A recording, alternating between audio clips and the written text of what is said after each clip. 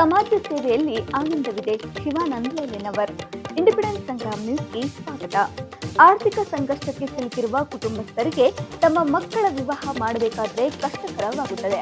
ಅಂತಹವರಿಗೆ ಸಂಘ ಸಂಸ್ಥೆಗಳು ಉಚಿತ ವಿವಾಹದಂತಹ ಅವಕಾಶ ನೀಡಿದರೆ ಅವರಿಗೆ ಸಹಾಯ ಮಾಡಿದಂತಾಗುತ್ತದೆ ಎಂದು ಕರ್ನಾಟಕ ರಾಜ್ಯ ಸರ್ಕಾರಿ ಮಹಿಳಾ ನೌಕರರ ಸಂಘದ ರಾಜ್ಯ ಉಪಾಧ್ಯಕ್ಷೆ ವೀಣಾ ಹೊಸ್ಮನಿರವರು ಅಭಿಪ್ರಾಯಪಟ್ಟರು.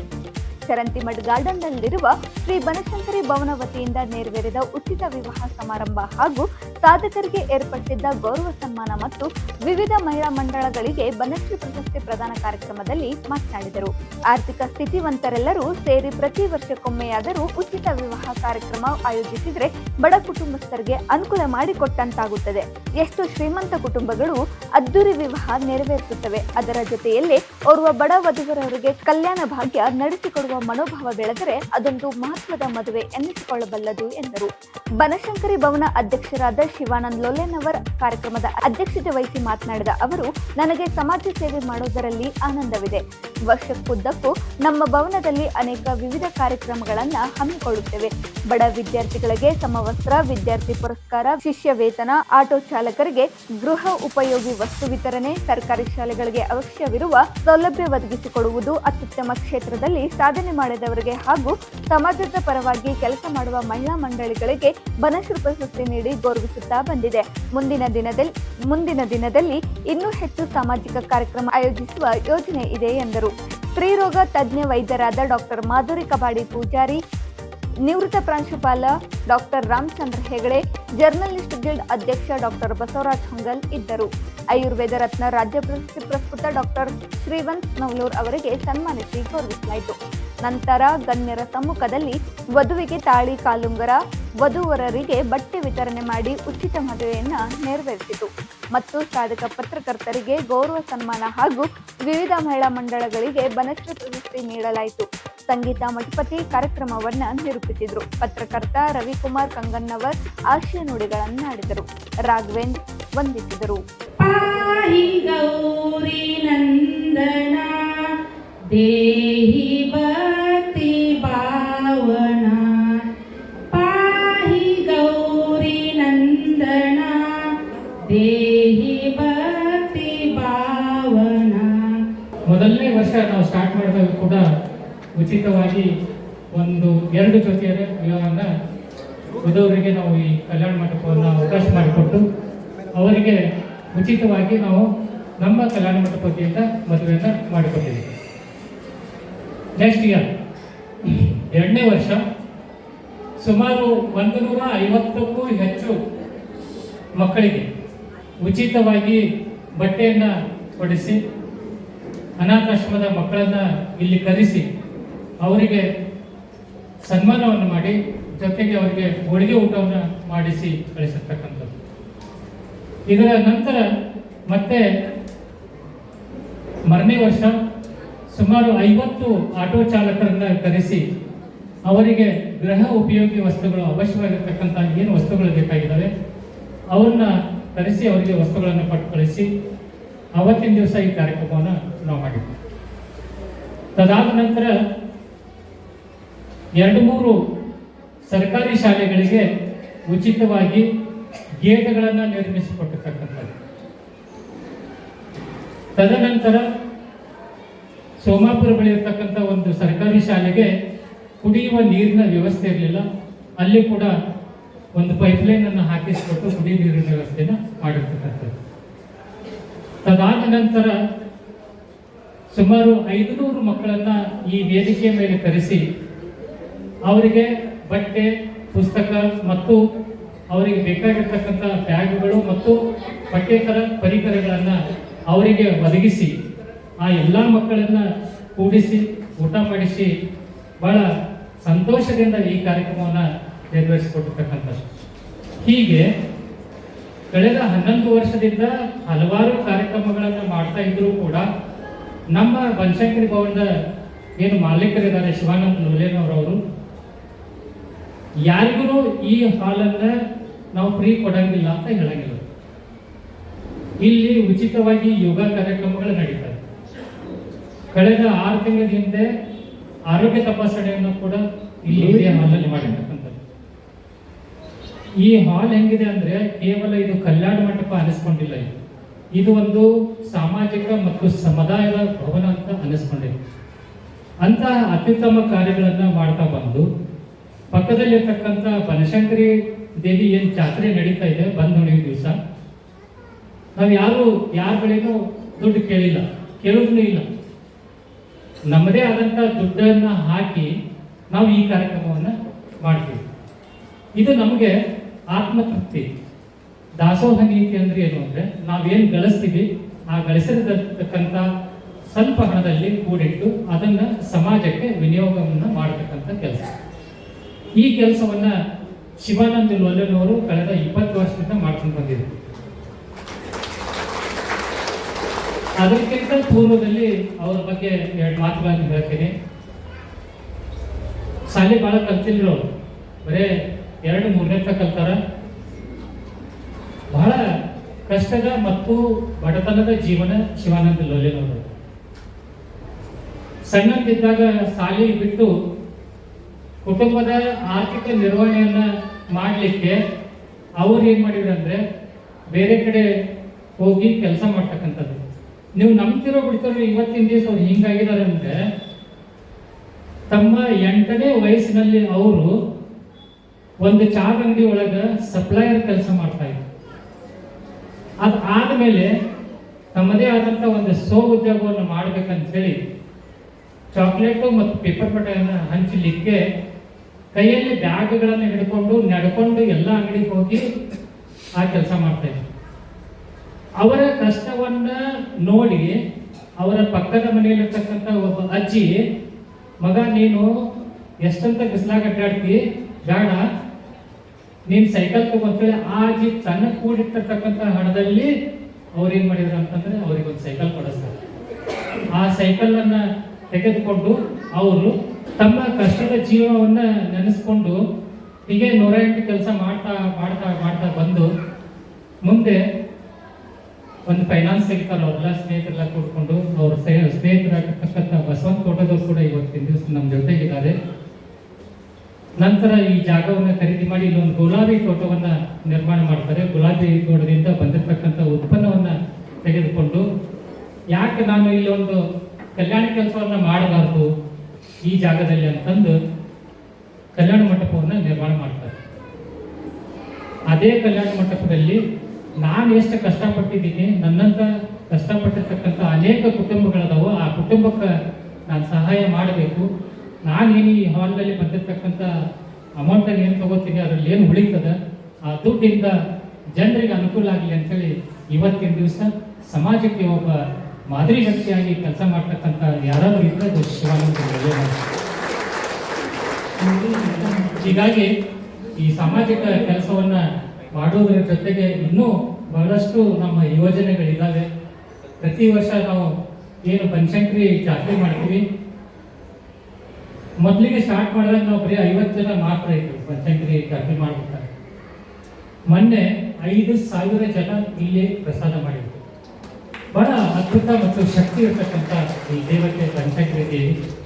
ಆ ತಾಯಿ ಆಶೀರ್ವಾದ ಶಿವಾನಂದ ಲೋಲೆನವರಿಗೆ ಮತ್ತೆ ಇಲ್ಲಿರ್ತಕ್ಕಂಥ ಎಲ್ಲ ಗಣ್ಯರಿಗೆ ನಿಮ್ಮೆಲ್ಲರಿಗೂ ಸದಾಕಾಲ ಬನಶಂಕರಿ ತಾಯಿ ಆಶೀರ್ವಾದ ಇರಲಿ ಅಂತೇಳಿ ಭಾವಿಸಿ ನನ್ನ ಪ್ರಾಸ್ತಾವಿಕ ನುಡಿಗಳನ್ನು ಸಲ್ಲಿಸಿ ನನಗೆ ಇವತ್ತು ಈ ಕಾರ್ಯಕ್ರಮಕ್ಕೆ ಬರ್ಲಿಕ್ಕೆ ಆಗ್ತದೋ ಇಲ್ಲೋ ಅಂತ ತುಸು ಅನುಮಾನ ಇತ್ತು. ಯಾಕಂದ್ರೆ ನಾನು ಕೆಲಸಗಳು ಬರ್ತಾ ಇದ್ವು. ಆದ್ರೆ ನನಗೆ ಈಗ ಅನಿಸ್ತಾ ಇದೆ ನಾನು ಬರದೇ ಇದ್ರೆ ಒಂದು ಮಹತ್ವದ ಕಾರ್ಯಕ್ರಮವನ್ನ ತಪ್ಪಿಸ್ಕೊಳ್ತಿದ್ದೆ ಅಂತ, ಮತ್ತು ಒಂದು ಮಹತ್ವದ ಸಾಧಕರನ್ನ ನಾನು ಗಮನಿಸ್ತಿರ್ಲಿಲ್ಲ ಅಂತ. ಶ್ರೀ ಶಿವಾನಂದ ಲೋಲೆನವರವರ ಬಗ್ಗೆ ಕೇಳಿದಾಗ ನನಗೆ ಒಂದು ರೀತಿಯ ರೋಮಾಂಚನ ಆಯಿತು. ಯಾಕೆಂದ್ರೆ ತಾವು ಕಷ್ಟಪಟ್ಟರು ಕೂಡ ಸಾವಕಾಶವಾಗಿ ಒಂದು ಚಿಕ್ಕ ಚಿಕ್ಕ ಉದ್ಯೋಗಗಳನ್ನ ಮಾಡಿದ್ರು, ನಂತರ ಗುಲಾಬಿ ತೋಟ ಮಾಡಿದ್ರು, ನಂತರ ಸಮಾಜಕ್ಕೆ ಪ್ರಯೋಜನ ಆಗಲಿ ಅಂತ ಇದು ಕಾರ್ಯಕ್ರಮವನ್ನು ಮಾಡಿದ್ರು, ಈ ಹಾಲನ್ನು ಕಟ್ಟಿದ್ರು, ಹಲವಾರು ಕಾರ್ಯಕ್ರಮಗಳನ್ನ ಮಾಡ್ತಾ ಇದ್ದಾರೆ. ಮತ್ತು ಆಟೋ ಚಾಲಕರಿಗೆ ಬೇಕಾದಂತಹ ವಸ್ತುಗಳನ್ನ ನೀಡಿದ್ರು. 50 ಆಟೋ ಚಾಲಕರಿಗೆ ಬೇಕಾದಿತ್ತು. ಪ್ರತಿ ವರ್ಷ ಕಾರ್ಯಕ್ರಮಗಳನ್ನ ಮಾಡ್ತಾ ಇದ್ದಾರೆ. ಹೀಗೆ ಇಂಥವರು ಸಮಾಜದಲ್ಲಿ ಬಹಳ ಕಡಿಮೆ, ಬಹಳ ಅಪೂರ್ವವಾದಂಥ ವ್ಯಕ್ತಿಗಳು. ಇವತ್ತು ಕೂಡ ಒಂದು ಸಾರ್ವಜನಿಕ ವಿವಾಹ ಕಾರ್ಯಕ್ರಮವನ್ನು ಇಟ್ಕೊಂಡಿದ್ದಾರೆ ಅವರು. ನಾವು ಒಂದು ಸಾರ್ವಜನಿಕ ಕಾರ್ಯಕ್ರಮವನ್ನು ಇಟ್ಕೊಂಡಿದ್ದಾರೆ. ನಾವು ಒಂದು ಮಾತು ಹೇಳ್ತೇವೆ, ಏನಂತಂದ್ರೆ ಈ ಶರಣ ಸಂಪ್ರದಾಯದಲ್ಲಿ ಜೀವನ, ಸಾರ್ಥಕ ಜೀವನ ಅಂದ್ರೆ ಇದು. ಏನಂತಂದ್ರೆ ಬರೇ ಪಡೆಯುವುದಲ್ಲ, ಹಣ ಮಾಡಿ ಮಾಡಿ ಮಾಡಿ ಮಾಡಿ ವ್ಯಕ್ತಿ ಕೊನೆಗೆ ಎಲ್ಲಿಗೆ ಹೋಗ್ತಾನೆ ಅಂತಂದ್ರೆ ಎಲ್ಲಿಗೂ ಇಲ್ಲ. ಕೊನೆಗೆ ನಿಜವಾಗಿಯೂ ಆ ಹಣ ನಿರುಪಯುಕ್ತವಾಗಿ ಹೋಗ್ತದೆ. ಮತ್ತೆ ಇವತ್ತು ನಾವು ನೋಡ್ತಾ ಇದ್ದೇವೆ, ಹಣ ಬಹಳ ಅಪಾಯಕಾರಿಯಾದಂತ ವಸ್ತು ಕೂಡ ಹೌದು. ಏನಂದ್ರೆ ಇವತ್ತು ನಾವು ದೊಡ್ಡ ದೊಡ್ಡ ಸ್ಕ್ಯಾಂಡಲ್ಗಳನ್ನು ನೋಡ್ತಾ ಇದ್ದೇವೆ, ದೊಡ್ಡ ದೊಡ್ಡ ಹಗರಣಗಳನ್ನು ನೋಡ್ತಾ ಇದ್ದೇವೆ. ಅಲ್ಲಿ ಆ ಹಗರಣಗಳಿಗೆ ಕಾರಣ ಆಗಿರೋದು ದುಡ್ಡೇ. ಅವ್ರ ಹತ್ರ ಇರೋದು ದುಡ್ಡು. ಈ ದುಡ್ಡು ವಿಪರೀತ ಬೆಳೆದ ಹಾಗೆ ವಿಪರೀತವಾದ ಮಾನಸಿಕ ಪರಿವರ್ತನೆಗಳು, ವಿಕೃತಿಗಳು ಹುಟ್ಟುಕೊಳ್ತವೆ. ಅಂದ್ರೆ ಜನ ವಿಚಿತ್ರವಾಗಿ ವ್ಯವಹಾರ ಮಾಡ್ಲಿಕ್ಕೆ, ಒಂದು ರೀತಿ ಹುಚ್ಚರಂಗೆ ವ್ಯವಹಾರ ಮಾಡ್ಲಿಕ್ಕೆ ಆರಂಭ ಮಾಡ್ತಾರೆ ಅಂತ ನಾವು ಅದನ್ನು ನೋಡ್ತಾ ಇದ್ದೇವೆ. ಅದು ನಮ್ಮ ಮುಂದಿರುವಂತಹ ದೊಡ್ಡ ವರಿ, ನಮ್ಮ ಮುಂದಿರುವಂತಹ ದೊಡ್ಡ ಭಯದ ವಿಷಯ. ಆದ್ರೆ ಶ್ರೀ ಶಿವಾನಂದ್ ಅವರು ತಮ್ಮ ಕುಟುಂಬ ಮತ್ತು ಸಮಾಜ ಬೇರೆ ಎಂದು ಭಾವಿಸಿಕೊಳ್ಳದೆ ತಮ್ಮ ಜೊತೆ ಒಂದು ಇಡೀ ಸಮಾಜವನ್ನೇ ಎತ್ತಿ ಹಿಡಿಯುವಂತಹ, ಸಮಾಜಕ್ಕೆ, ತಮ್ಮ ಸುತ್ತಮುತ್ತಲಿನ ಸಮಾಜಕ್ಕೆ ಬೆಳಕಾಗುವಂತಹ ಏನು ಒಂದು ಕಾರ್ಯಕ್ರಮ ಮಾಡಿದ್ದಾರೆ. ನಿಜವಾಗಿ ಅವರು ಅಭಿನಂದನಾರ್ಹರು. ಇನ್ನು ನಾನು ಬಹಳ ಮಾತನಾಡೋದಿಲ್ಲ, ಯಾಕಂದ್ರೆ ಬಹಳ ಕಾರ್ಯಕ್ರಮಗಳು ಇವತ್ತು ಇವೆ. ಇವತ್ತು 11ನೇ ವಾರ್ಷಿಕೋತ್ಸವ ಇದೆ, ವಿವಾಹ ಇದೆ, ನಂತರ ಪ್ರಶಸ್ತಿ ಪ್ರದಾನ ಕಾರ್ಯಕ್ರಮ ಇದೆ. ಆದರೆ ಸರ್, ಖಂಡಿತವಾಗ್ಲೂ ಹೇಳ್ತೇನೆ, ಇವತ್ತಿನ ಕಾರ್ಯಕ್ರಮಕ್ಕೆ ಬರದೇ ಇದ್ರೆ ನಾನು ತಮ್ಮಂಥ ವ್ಯಕ್ತಿಗಳನ್ನ ತಪ್ಪಿಸ್ಕೊಳ್ತಿದ್ದೆ. ತಮ್ಮ ಒಂದು ಅಮೋಘ ಸೇವೆಯ ಕುರಿತು ಕೇಳೋದನ್ನ ತಪ್ಪಿಸ್ಕೊಳ್ತಿದ್ದೆ. ಅವರಿಗೆ ದೇವರು 100 ವರ್ಷ ಆಯುಷ್ಯ, ಒಬ್ಬ ಶಕ್ತಿ, ಐಶ್ವರ್ಯ ಎಲ್ಲರನ್ನೂ ನೀಡಲಿ. ಬನಶಂಕರಿ ಅವರಿಗೆ ಒಳ್ಳೆಯದನ್ನ ಮಾಡಲಿ. ಹಾಗೆ ತಮ್ಮೆಲ್ಲರಿಗೂ ಕೂಡ, ತಾವೇನು ಸೇರಿದಿರಿ ಎಲ್ಲರಿಗೂ ಕೂಡ ಒಳ್ಳೆಯದಾಗಲಿ ಅಂತ ನಾನು ಪ್ರಾರ್ಥಿಸಿ, ಇಂತಹ ವ್ಯಕ್ತಿಗಳು ಸಮಾಜದಲ್ಲಿ 100,000 ಜನ ಬರಲಿ ಅಂತ ಬೇಡಿಕೊಂಡು ನಾನು ಮಾತನ್ನು ಮುಗಿಸ್ತೇನೆ. ನಮಸ್ಕಾರ. ಶಿವಾನಂದ ಲೋರೇನವ್ರ ಸರ್ ಬಗ್ಗೆ ಪ್ರಾಸ್ತಾವಿಕವಾಗಿ ಮಾತನಾಡೋದನ್ನ ಕಗ್ಗಣ್ಣವ್ರ ಕಡೆಯಿಂದ ಕೇಳಿದಾಗ, ಎಲೆ ಮರೆ ಕಾಯಿಗೆ ತಾನು ಬೆಳೆದು ಜಗಕ್ಕೆ ಬೆಳಕನ್ನು ತರುವಂತ ರೀತಿಯಲ್ಲಿ ನಮಗೋಸ್ಕರ ನಾವು ದುಡಿತೀವಿ, ಸ್ವಾರ್ಥವನ್ನ ಮಾಡ್ಕೊತೀವಿ. ನಾವು ದುಡಿದ್ರಲ್ಲಿ 10 ರೂಪಾಯಿನ ಬೇರೆಯವರಿಗೆ ಕೊಡ್ಬೇಕಾದ್ರೆ ಬಹಳ ವಿಚಾರ ಮಾಡ್ತೀವಿ. ನನಗೆ ಆಗತ್ತೆ ಬಿಡು, ನನ್ನ ಮಗನಿಗೆ ಆಗತ್ತೆ ಬಿಡು, ನನ್ನ ಮಗಳಿಗೆ ಆಗತ್ತೆ ಬಿಡು, ಅದು ಸ್ವಾರ್ಥ. ಲೋಕದಲ್ಲಿ ಬರುವಾಗ ನಾವು ಬರಿಗೈಯಿಂದ ಬಂದಿದ್ದೀವಿ, ಹೋಗುವಾಗ ಬರಿಗೈಯಿಂದಲೇ ಹೋಗೋದು. ಇರೋ 3 ದಿನ ಜಾತ್ರೆಯಲ್ಲೇ ನಮ್ಮ ಜೀವನ ಇದೆ. ಅಂಥದ್ರಲ್ಲಿ ಅವರು ಪಾಪ ಫಸ್ಟ್ ಅವರು ಪ್ರಾಸ್ತಾವಿಕದಲ್ಲಿ ಹೇಳುವಾಗ ಲಿಟರಲಿ ನನಗೆ ತುಂಬ ಕಷ್ಟ ಅನಿಸ್ತು. ಯಾವತ್ತೂ ನೋಡ್ರಿ, ಜೀವನದಲ್ಲಿ ಯಾರು ಮೊದಲಿಂದ ಕಷ್ಟಪಟ್ಟುಕೊಂಡು ಬಂದಿರ್ತಾರೆ ಅವರೆಲ್ಲ ಅವಮಾನಗಳನ್ನ ತುಂಬ ಅನುಭವಿಸಿರ್ತಾರೆ. ಅವರಿಗೆ ಆದಂಥ ಈ ಥರ ಮನಸ್ಸಿಗೆ ತುಂಬ ನೋವಾದಾಗ, ಅವಮಾನ ಆದಾಗ ಯಾರ ಮುಂದೆ ನಮ್ಗೆ ಹೇಳ್ಕೊಳಕ್ಕಾಗಲ್ಲ. ಆದರೆ ಯಾವ ರೀತಿ ಅವರು ತಮ್ಮ ಲೈಫನ್ನು ಒಂದು ಚಾಲೆಂಜಿಂಗ್ ಆಗಿ ತೆಗೆದುಕೊಂಡು ಇವತ್ತು ಇಂಥ ಒಂದು ಬೃಹತ್ ಆಕಾರದಂಥ ಕಟ್ಟಡವನ್ನು ಕಟ್ಟಿ ಅನೇಕ ಸುಂದರವಾದಂಥ ಕಾರ್ಯಕ್ರಮಗಳನ್ನು ಮಾಡಿ ಇವತ್ತು 11ನೇ ವಾರ್ಷಿಕೋತ್ಸವ ಅಂದರೆ ಇದು ಸಾಮಾನ್ಯ ಅಲ್ಲ. ಬಹಳ ಅದ್ಭುತವಾದಂಥ ಕೆಲಸಗಳನ್ನು ಮಾಡಿದ್ದಾರೆ. ಅವ್ರು ಮಾತಾಡುವಾಗ ಆಟೋ ರಿಕ್ಷಾದವ್ರನ್ನ ಯಾರು ಬೇಕಾದ್ರೂ ಸನ್ಮಾನ ಮಾಡ್ತಾರೆ. ಮನೆ ಬಾಗಿಲಿಗೆ 100 ರೂಪಾಯಿ ಅಂತ ಮಾತಾಡಿ ಅವ್ರನ್ನ ಕರ್ಕೊಂಡು ಹೋದಾಗ 100 ಅಂತ ಅವ್ನು ಕೇಳಿದರೆ 80 ಮಾಡ, 70 ಮಾಡ, 100 ಮಾಡಿದ ಅಂತ. ಅವನದು ಅದೇ ವರಮಾನದಿಂದ ಅವನ ಕುಟುಂಬ, ಅವನ ಮಕ್ಕಳು ಜೀವನ ಮಾಡೋದು. ಅದನ್ನು ನಾವು ಅರ್ಥ ಮಾಡಲ್ಲ. ಅದೇ ಕಾಂಚನ್ ಶೋರೂಮ್ಗೆ ಹೋಗ್ತೀವಿ, 10 ಪೈಸೆ ಬಿಡ್ತಾನ ಅವನು. 6,000 ರೂಪಾಯಿ ಸೀರೆ ಅಂದ್ರೆ 1 ಪೈಸೆ ಬಿಡಲ್ಲ. 6,000 ರೆಡಿ ಮೇಡಮ್, ತಗೊಳ್ಳೋದಿದ್ರೆ ತಗೊಳ್ಳಿ, ಇಲ್ಲಾಂದ್ರೆ ಇಲ್ಲ ಅಂದ್ರು. ಇವತ್ತು ದೊಡ್ಡ ಕಾಂಪ್ಲೆಕ್ಸ್ ಕಟ್ಟಿ ಧಾರವಾಡದಲ್ಲಿ ಅವ್ರನ್ನ ಮುಂತಂದು ನಡೆಸಿದವ್ರು ಯಾರ್ರಿ? ನಾವೇ ಮಹಿಳಾ ಮಣಿಗಳು. ಹೌದಾ? ಮಾಡ್ತೀವ ಲೋನನ ಸಾರಾಗೆ ನಾವು ಸಾಂಸ್ಕೃತಿಕವಾಗಿ, ಸಾಮಾಜಿಕವಾಗಿ ಇಂಥ ಕೆಲಸ ಮಾಡ್ತೀವ? ಮಾಡಲ್ಲ. ಅಂದ್ರೆ ಇದರಲ್ಲಿ ನಮ್ದು ಸ್ವಾರ್ಥ ಅಡಗಿದೆ. ಯಾವತ್ತು ಮನುಷ್ಯ ತನ್ನ ಜೀವನಕ್ಕೆ ಉದ್ದೇಶ ಇದೆ. ನಾನು ಯಾಕಾಗಿ ಲೋಕಕ್ಕೆ ಬಂದಿದ್ದೀನಿ, ಈ ಲೋಕದಲ್ಲಿ ನನಗೇನು ಮಾಡೋದಿದೆ, ನಾವು ಒಂದು ಜವಾಬ್ದಾರಿಯನ್ನು ಮುಟ್ಟಿಸಿ ಕೊನೆಗೆ ಭಗವಂತನ ಪಾದಕ್ಕೆ ಇವತ್ತಿಲ್ಲ ನಾಳೆ ನಾವೆಲ್ಲರೂ ಹೋಗೋರೇ ಸಹೋದರಿರಿ, ಹೌದಲ್ವಾ? ಆಗ ಇಂಥ ಅನೇಕ ಸಾಮಾಜಿಕ ಕೆಲಸಗಳನ್ನ ಮಾಡ್ತಿರುವಂತ ಇವರಿಗೆ ನಾನು ಎಷ್ಟು ಅದಕ್ಕೆ ಹೇಳ್ತೇವೆ ಅವರಿಗೆ, ಸರ್ ನಾನು ಶಿರಸಾಷ್ಟಾಂಗ ನಮಸ್ಕಾರಗಳನ್ನು ಹೇಳಿದೆ, ನನ್ನ ತಂದೆಯವರಿಗೆ ಯಾವ ರೀತಿ ಹೇಳ್ತೀನೋ ಅದೇ ರೀತಿ ನಿಮ್ಗೆ ಹೇಳಿದೆ. ತುಂಬಾ ಅವರಿಗೆ ಗೌರವಗಳನ್ನು ಮನಸ್ಸಿಂದ ಕೊಡ್ಬೇಕಾಗತ್ತೆ. ಯಾಕಂದ್ರೆ ಇಂಥ ಸಮಾಜದಲ್ಲಿ ಎಲೆಮರೆ ಕಾಯಿಗಳಿಗಿರುವಂತ ಕೆಲಸವನ್ನು ಮಾಡ್ತಿರೋವರಿಗೆ ದೇವರು ಮುಂಬರುವ ದಿನಗಳಲ್ಲಿ ಆಯುಷ್ ಆರೋಗ್ಯವನ್ನು ಕೊಟ್ಟು ಕರುಣಿಸಲಿ, ದೇವರು ಅವ್ರನ್ನ ಚೆನ್ನಾಗಿಡ್ಲಿ ಅಂತ ಅವ್ರ ಬಗ್ಗೆ ಹೇಳ್ತಾ, ಇಲ್ಲಿ ಒಂದು ಸುಂದರವಾದ ಕಾರ್ಯಕ್ರಮವನ್ನು ರವಿಕುಮಾರ್ ಸರ್ ಅವರು ಬಹಳ ಅದ್ಭುತವಾದಂಥ ಕಾರ್ಯಕ್ರಮ ಮಾಡೋರು. ಮತ್ತೆ ರವಿಕುಮಾರ್ ಸರ್ ಬಗ್ಗೆ ಹೇಳಬೇಕು ಅಂದ್ರೆ ಕಳೆದ 30 ವರ್ಷದಿಂದ ನನಗೆ ಬಹಳ ಆತ್ಮೀಯರು. ಅವರು ವೈಯಕ್ತಿಕವಾಗಿಯೇ ಸಾಮಾಜಿಕ ಕೆಲಸಗಳನ್ನು ಮಾಡ್ತಾ ಇದ್ದಾರೆ. ಎಲ್ಲಿ ರೋಡ್ ಸೈಡಲ್ಲಿ ಭಿಕ್ಷೆ ಬೇಡ್ತಾ ಇರೋ ಮಗುಗೆ, ಅನಾಥರಿಗೆ ಅವ್ರನ್ನ ಕರ್ಕೊಂಡು ಅವ್ರ ಬಗ್ಗೆ ಆರ್ಟಿಕಲ್ ಬರೆದು ಅವ್ರನ್ನ ಹೋಗಿ ಅನಾಥಾಶ್ರಮಕ್ಕೆ ಸೇರಿಸಿ ನಾವಾದ್ರೆ ಏನ್ ಮಾಡ್ತೀವ್ರಿ, ಯಾರಾದ್ರೂ ನಾವು ಭಿಕ್ಷೆ ಕೇಳಿದ್ರೆ ಚಿಲ್ಲರಿಲ್ಲ ಹೋಗ ಏನ್ ತಂದಿ ಬರೀ ಬರೀ ಬಾಗಿಲು ಮುಂದೆ ನಡಿ ನಡಿ ಅಂತೀವಿ, ಹೌದಲ್ಲ? ಹೇಳ್ತೀವ? ಯಾರಾದ್ರೂ 100 ರೂಪಾಯಿ ಬಾಗಿಲು ಮುಂದೆ ಬಂದವ್ರಿಗೆ ಕೊಡ್ತೀವ? ನಾನು ಹಿಡ್ಕೊಂಡೇ ಕೊಡಲ್ಲ ರೀ, ನಾನು ಹಿಡ್ಕೊಂಡೇ ಕೊಡಲ್ಲ. ನೀವು ಹೇಳಕ್ ಧೈರ್ಯ ಇಲ್ಲ, ನಾನು ಧೈರ್ಯದಿಂದ ಹೇಳ್ತಾ ಇದ್ದೀನಿ. ಆ ಥರ ಸ್ವತಃ ನಮ್ಮ ದುಡ್ಡಕ್ಕೆ ಜೇಬಿನಿಂದ ದುಡ್ಡನ್ನು ಖರ್ಚು ಮಾಡಿ ಅನಾಥಾಶ್ರಮಕ್ಕೆ ಮತ್ತೆ ವೃದ್ಧಾಶ್ರಮಕ್ಕೆ ಆ ಮಕ್ಕಳ ಬಗ್ಗೆ, ಆ ನಿರ್ಗತಿಕ ತಾಯಂದ್ರನ್ನೆಲ್ಲ ಮಕ್ಕಳು ಚೆನ್ನಾಗಿ ಕಲ್ತು ಎಲ್ಲ ದೊಡ್ಡವರಾದ್ಮೇಲೆ ತಾಯಂದ್ರು ಬೇಡ ಅವರಿಗೆ, ತಾಯಂದ್ರು ವೇಸ್ಟ್ ಮಾಡಿ ಅಂತವ್ರನ್ನ ಹೊರ ಹಾಕ್ಬಿಡ್ತಾರೆ. ಇವತ್ತು ನಾವು ಈ ವೇದಿಕೆಯಲ್ಲಿ ಇವತ್ತು ಕರ್ನಾಟಕ ರಾಜ್ಯ ಮಹಿಳಾ ನೌಕರ ಸಂಘ ಬೆಂಗಳೂರಿನಲ್ಲಿ ರಾಜ್ಯ ಉಪಾಧ್ಯಕ್ಷ ಆಗಿ, ಬೆಳಗಾವಿ ವಿಭಾಗದ 7 ಜಿಲ್ಲೆಯ ಮುಖ್ಯಸ್ಥರಾಗಿ, ಧಾರವಾಡದಲ್ಲಿ ಗೌರವ ಅಧ್ಯಕ್ಷರಾಗಿ ಇವತ್ತು ನಾನೊಂದು ಕೆಲಸ ಮಾಡ್ತಾ ಇದ್ದೀನಿ ಅಂದ್ರೆ ಅದಕ್ಕೆ ಮೊದಲನೇದಾಗಿ ನನ್ನ ತಂದೆ ತಾಯಿಯರಿಗೆ ಪಾದಾರವಿಂದಗಳಿಗೆ ಕೋಟಿ ಕೋಟಿ ನಮಸ್ಕಾರಗಳನ್ನು ನಾನು ಹೇಳಬೇಕು. ನಾನು ದಯಮಾಡಿ ಮಾತಾಡೋದು ತುಂಬಾ ಖಾರವಾಗಿರುತ್ತೆ, ಅದು ಸತ್ಯವಾಗಿರುತ್ತೆ ಅಷ್ಟೇ. ಯಾಕಂದ್ರೆ ಫಸ್ಟ್ ನಾವು ಹೆಣ್ಣು ಹುಟ್ಟಿದ್ರೆ ಹುಣ್ಣುಟ್ಟು, ಹೆಣ್ಣು ಹುಟ್ಟಿದ್ರೆ ನಮ್ಗೆ ಬಹಳ ಅವಮಾನ, ಹೆಣ್ಣನ್ನ ಹೆಂಗಪ್ಪ ಕಲ್ಸೋದು, ಹೆಂಗಪ್ಪ ಅವಳ ಒಳ್ಳೆ ವರ ಹುಡುಕೋದು, ಹೆಂಗೆ ಅವಳ ಜೀವನ ಮಾಡೋದು ಅಂತ ಮಾಡ್ತೀವಿ. ನಾನು ಮೊನ್ನೆ ಒಂದ್ಸರಿ ಬೆಳಗಾವದೊಂದು ವೇದಿಕೆಯಲ್ಲಿ ಹೋದಾಗ ಕಾರ್ಯಕ್ರಮದಲ್ಲಿ ಇದನ್ನೇ ಹೇಳಿದೆ, ಸರ್ಕಾರಿ ನೌಕರರು 10 ರಿಂದ 5 ಗಂಟೆವರೆಗೆ ನಮ್ದು ಕೆಲಸ ಮುಗೀತು, ಹೌದಾ? ಭಾಳ ಅಂದ್ರೆ ನಮ್ಮ ಗೂಗಲ್ ಮೀಟ್ಗಳು ಇರ್ತವೆ, ನೈಟ್ ನಾವು ಗೂಗಲ್ ಮೀಟ್ ಲಿಂಕ್ ಕಳಿಸಿದಾಗ ಮಾತ್ರ ಅದನ್ನ ಅಪ್ರೋಚ್ ಮಾಡಿ ವರ್ಕ್ ಮಾಡ್ತೀವಿ. ನಮ್ಮಕ್ಕಿಂತ ಹೆಚ್ಚಾಗಿ ಮಹಿಳೆಯರು ಮನೆಯಲ್ಲಿ house wives, you have to be a very proud and say, ಬೆಳಗ್ಗೆ 6 ರಿಂದ ರಾತ್ರಿ 11, 12ರವರೆಗೂ ನಿಮ್ಮ ಸೇವೆ ನಿರಂತರವಾಗಿರುತ್ತೆ ಮೇಡಮ್. ಇವತ್ತು ಸೇರಿದಂತ ಎಲ್ಲ ಮಹಿಳಾ ಮಣಿಗಳು ತುಂಬಾ ಹೆಮ್ಮೆ ಪಡಬೇಕು ನೀವು. ಯಾಕಂದ್ರೆ ಒಂದೊಂದು ಏರಿಯಾದಲ್ಲಿ ಮಹಿಳಾ ಮಂಡಳಗಳು ಬಹಳ ಅದ್ಭುತವಾಗಿ ಕೆಲಸ ಮಾಡ್ತಾ ಇದೆ. ಅಲ್ಲಿಯ ನಾಯಕರು ಅವರನ್ನೆಲ್ಲ ಒಂದು ಸಮದೂಗಿಸಿಕೊಂಡು ಅವರ ಜೊತೆ ಒಳ್ಳೆಯ ವ್ಯವಸ್ಥಿತವಾದಂಥ ವ್ಯವಹಾರಗಳನ್ನು ಇಟ್ಟುಕೊಂಡು ನೋಡಿ, ಇವತ್ತು ಬಂದಾಗ ನಾನು ಬೆಳಗ್ಗೆ ಬಂದಾಗ ಎಲ್ಲ ಮಹಿಳಾ ನೌಕರರಿಗೆ ಮಹಿಳಾದವರು ಯಾರ್ಯಾರು ಬಂದಿದ್ದಾರೆ ಮಂಡಳದವರು ಎಲ್ಲ ಪರಿಚಿತರು ನನಗೆ, ಎಲ್ಲರೂ ಗೊತ್ತಿದ್ದವ್ರು ಇದ್ದಾರೆ.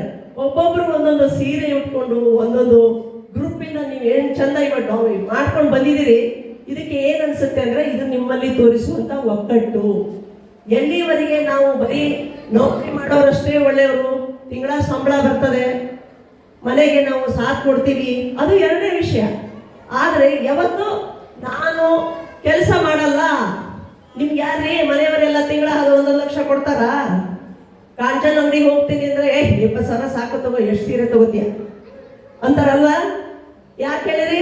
ನಿಮ್ಮ ಕೆಲಸಕ್ಕೆ ಬೆಲೆ ಇಲ್ಲ ಅಂತ ಮನೆಯಲ್ಲಿ, ಆದರೆ ಬೆಲೆ ಕಟ್ಟಲಾರದಂತ ಕೆಲಸ ಮಾಡೋರು ಯಾರು? ನೀವು.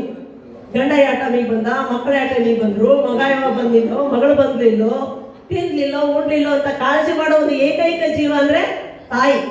ಈಗ ಸೇರುವಂತ ಎಲ್ಲ ತಾಯಂದರಿಗೆ ಮತ್ತೊಮ್ಮೆ ಕೋಟಿ ಕೋಟಿ ನಮನಗಳನ್ನು. ಯಾಕಂದ್ರೆ ಒಳ್ಳೆ ಕೆಲಸಗಳನ್ನ ಮಾಡ್ತಾ ಇದ್ರಿ. ಇದೇ ರೀತಿ ಒಳ್ಳೊಳ್ಳೆ ಕ್ರಿಯಾತ್ಮಕವಾದಂತ ಸಾಮಾಜಿಕವಾಗಿ ಮಹಿಳೆಯರನ್ನು ಮುಂದೆ ತರುವಂತ ಒಳ್ಳೊಳ್ಳೆ ಕೆಲಸಗಳು ಪ್ರತಿಯೊಂದು ಮಹಿಳಾ ಮಂಡಳದಿಂದ ಆಗಬೇಕು. ನೀವು ಯಾವುದೇ ಒಂದು ಕಾರ್ಯಕ್ರಮವನ್ನು ಇಟ್ಟುಕೊಂಡಾಗ ಮಹಿಳೆಯರಿಗೆ ಒಂದು ಸ್ಫೂರ್ತಿ ತುಂಬುವಂತೆ. ಮತ್ತೆ ಇಲ್ಲಿ ಮೇಡಮ್ ಮಾಧುರಿ ಅವರು ಬಂದಿದ್ದಾರೆ, ಕ್ಯಾನ್ಸರ್ ಬಗ್ಗೆ ಬಹಳ ಅದ್ಭುತವಾಗಿ ಹೇಳ್ತಾರೆ. ಯಾಕಂದ್ರೆ ಎಲ್ಲಿವರೆಗೂ ನಾವು ಹೆಣ್ಮಕ್ಳು ಸಂಕುಚಿತ ಮನೋಭಾವನೆಯಿಂದ ನಮ್ಮಲ್ಲಿರುವ ಒಂದು ಏನಪ್ಪ ನ್ಯೂನ್ಯತೆಯನ್ನ ಹೇಳ್ಕೊಳಕ್ ಆಗಲ್ಲ ನಮ್ಗೆ. ಅಂತ ಟೈಮಲ್ಲಿ ಏನಾಗುತ್ತೆ, ಮಹಿಳೆಯರೇ ಸ್ಫೂರ್ತಿಯಾಗಿರ್ಬೇಕು. ಆ ತರ ಇಲ್ಲಿ ಎಲ್ಲ ಏನು ಬಂದಂತ ಮಹಿಳಾ ಮನೆಗಳಿಗೆ ಏನಿದೆ, ನೀವೆಲ್ಲರೂ ತುಂಬಾ ಒಳ್ಳೆ ಕೆಲಸಗಳನ್ನ ಮಾಡ್ತಾ ಇದ್ದೀರಿ. ಅದೇ ಹೇಳಿದ್ನಲ್ಲ, ಯಾವತ್ತು ಹೆಣ್ಣು ಅಂದ್ರೆ ಒಂದು ಹುಣ್ಣು ಹುಟ್ಟಿತು ಅಂತ ಹೇಳ್ಬೇಡಿ. ನನಗೂ 3 ಹೆಣ್ಮಕ್ಳೇ. ಶಾಲೆಯಲ್ಲಿ, ಹೈಸ್ಕೂಲಲ್ಲಿ, ಕಾಲೇಜಲ್ಲಿ ನಾನು ಒಂದು ರಿಸರ್ಚ್ ಪರ್ಸನ್ ಆಗಿ, ರಾಜ್ಯ ಸಂಪನ್ಮೂಲ ವ್ಯಕ್ತಿಯಾಗಿ ಎಲ್ಲ ಕಡೆ ತರಬೇತಿಗಳನ್ನು ಹೇಳಕ್ ಹೋಗ್ತಾ ಇದ್ದೀನಿ. ಅಲ್ಲಿ ಏನ್ ಹೇಳೋದಪ್ಪ ಅಂದ್ರೆ, ಮೊದಲು ತಾಯಂದಿರು ನಿಮ್ಮ ಹೆಣ್ಣು ಮಕ್ಕಳನ್ನು ಯಾರು ಹೆತ್ತಿದಿರಿ ಬಹಳ ಅದೃಷ್ಟವಂತರು. ಯಾಕ್ರಿ ಮೇಡಮ್ ನಿಮ್ಗೆ ಗಂಡು ಮಕ್ಕಳಿಲ್ಲ, ಗಂಡ ಹತ್ತರ್ಕೊಂಡು ಅದೃಷ್ಟವಂತರಲ್ಲ ಅಂತ ಕೇಳಬೇಡಿ. ಗಂಡ ಹತ್ತವರು ಅದೃಷ್ಟವಂತರೇ. ಆದ್ರೆ ಒಂದು ಹೆಣ್ಣು ಮನೆಯಲ್ಲಿ ಓಡಾಡಿದ್ರೆ ಅದರ ಕಾಲ್ಗೆಜ್ಜೆ, ಅದರ ನಗು, ಅದರ ಖುಷಿ, ಅದರ ಸಂತೋಷ ಯಾವತ್ತು ನೀವು ಮದುವೆ ಮಾಡಿ ಕೊಡ್ತಿರಲ್ಲ, ಅವತ್ತ ಮನೆಯಿಂದ ಹೋದಾಗ ಅವತ್ತು ಆ ತಾಯಿಗೆ ಆಗುವಂತ ನೋವು ಜಗತ್ತಿನಲ್ಲಿ ಯಾರಿಗೂ ಆಗಲ್ಲ. ನಾವು ಸಂತೋಷದಿಂದ ಕೊಡ್ತೀವಿ. ನಮ್ಮ ಹೆಣ್ಮಗಳನ್ನ ಒಳ್ಳೆ ರೀತಿಯಿಂದ ಕಲಿಸ್ಬೇಕು. ದಯಮಾಡಿ ಎಲ್ಲ ತಾಯಿಯಂದರಿಗೆ ಇಲ್ಲಿ ಬಂದಂತ ಎಲ್ಲರಿಗೂ ಹೇಳೋದೇನಪ್ಪ ಅಂದ್ರೆ, ನಾನು ವರದಕ್ಷಿಣೆಯನ್ನ ಕಡ್ಡಾಯವಾಗಿ ವಿರೋಧನೆ ಮಾಡಿ.